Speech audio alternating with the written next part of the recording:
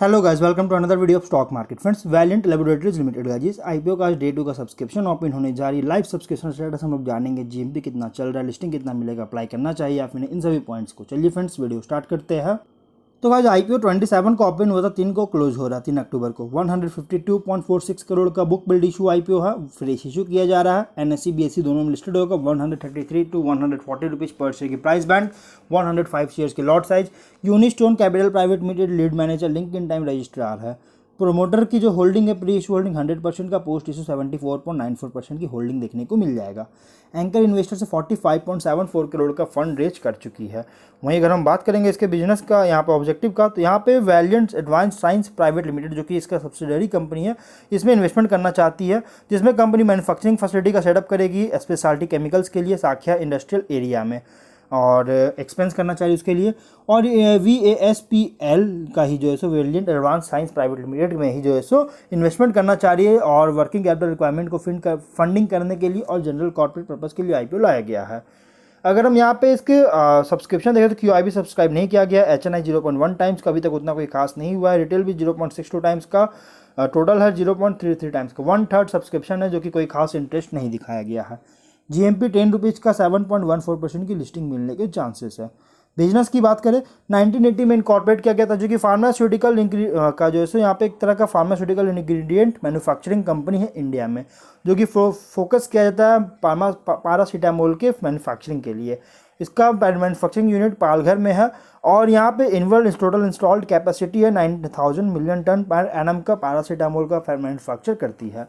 R&D facility भी company का है, जो कि एनालिटिकल लेबोरेटरी के साथ इक्विप्ड है, और डेवलपमेंटल एक्टिविटीज़ भी है इसके एग्जिस्टिंग प्रोडक्ट्स में। इंफ्रास्ट्रक्चर के डेवलपमेंट्स के लिए इंफ्रास्ट्रक्चर भी है, जिसे इक्विप्ड कर चुका है। यहाँ पे कंपनी जो है ना, पारा अमीनो फेनॉल को इंपोर्ट करता है, और उसके बाद रॉ मटेरियल्स का यहाँ पे पैरासीटामोल को चाइना से और कंबोडिया से जो है पैरासीटामोल के मैन्युफैक्चरिंग के लिए रॉ मटेरियल्स, जो कि पारा अमीनो फेनॉल का इंपोर्ट करती है। उसके बाद इसको पैरासीटामोल को बनाया जाता है, क्या टैबलेट होता है। यहाँ पे फिनेंशियल देखिएगा तो 1.8 करोड़ का रेवेन्यू है, प्रॉफिट 30 लाख का। 22 में 2.9 करोड़ का रेवेन्यू, प्रॉफिट 27 लाख का।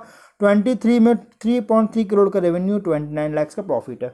टॉप लाइन कंपनी का ग्रोथ हो रहा है, लेकिन बॉटम लाइन कंपनी का डाउन हो रहा है। मतलब कि टॉप लाइन में रेवेन्यू जो है ग्रोथ हो रहा है, लेकिन बॉटम लाइन में ग्रोथ डाउन जा रही है।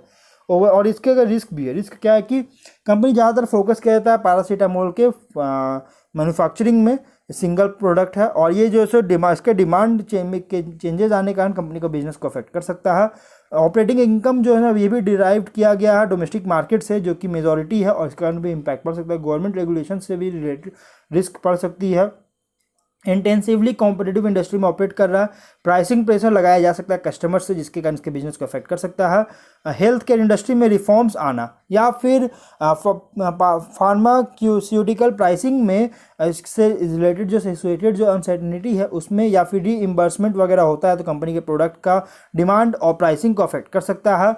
रेस्ट्रिक्शंस जो लगाया जाता है रॉ मटेरियल्स के इंपोर्ट पर, रेस्ट्रिक्शन अगर लगता है तो कंपनी का ऑपरेशन या फिर बिजनेस को इम्पैक्ट कर सकता है। हायर वर्किंग कैपिटल रिक्वायरमेंट का नीड है।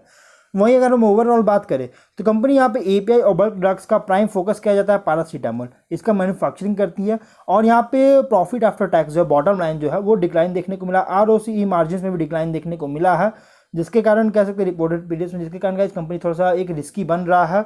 +23 अर्निंग्स के अकॉर्डिंग अभी अगर देखा जाए तो फुल्ली प्राइस है, लेकिन इसलिए आप मीडियम टू लॉन्ग टर्म के लिए इन्वेस्टमेंट करना चाहते हैं तो आप अप्लाई कर सकते हैं, क्योंकि देखिए डाउन तो है, लेकिन टॉप लाइन में तेजी देखने को मिला। बॉटम लाइन डाउन है क्योंकि मार्जिन वगैरह में इंपैक्ट पड़ रहा है इस कंपनी को, इसके वजह से, लेकिन टॉप लाइन अच्छी ग्रोथ हो रहा है, तो आप इसे मीडियम टू लॉन्ग टर्म के लिए इन्वेस्टमेंट कर सकते हैं। लेकिन लिस्टिंग चाहते हैं तो लिस्टिंग कोई खास नहीं, एवरेज दे रहा है, तो उतना कोई खास लिस्टिंग नहीं मिल रही है। तो अब हम लोग जो है वीडियो को यहीं पर एंड करते हैं। अगर कोई डाउट हो कमेंट बॉक्स में पूछे। मिलते हैं नेक्स्ट वीडियो में। Till then bye bye.